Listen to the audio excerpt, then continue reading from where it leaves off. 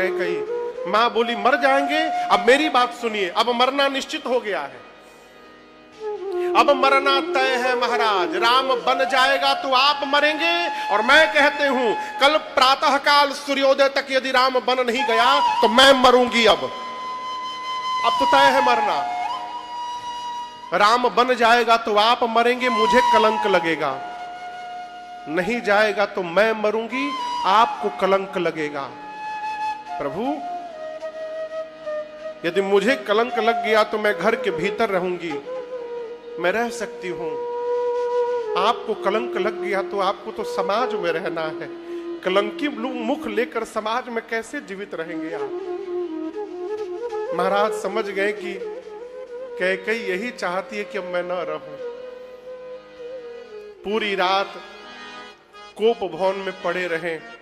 गोस्वामी जी कहते हैं दशरथ जी की दशा कैसी है, जैसे किसी पक्षी को बहेलिया मारने के लिए कसाई आवे, पक्षी देख रहा है, पक्षी के दोनों पंख कट गए हैं, वो उड़ना चाह रहा है लेकिन उड़ नहीं पा रहा है।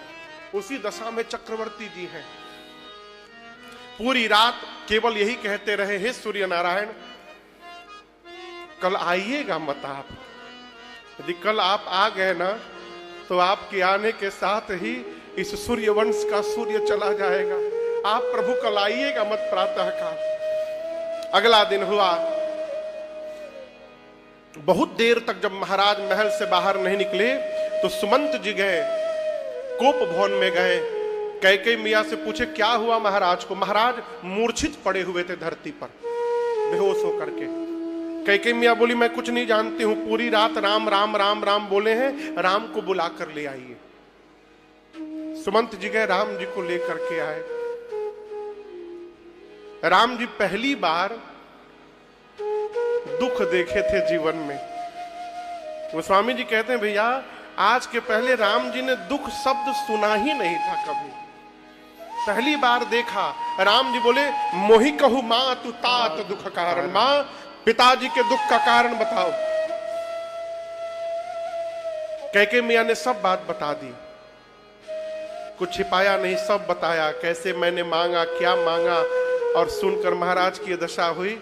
आपको एक बात बताऊं, राम जी आए थे तो कैकेयी को माता बोले, और जब मैया ने बता दिया कि मैंने तुम्हारे लिए वनवास मांग लिया है तो राम जी कैकेयी को माता नहीं बोल रहे हैं, अब जननी बोलने लगे। क्या बोलने लगे?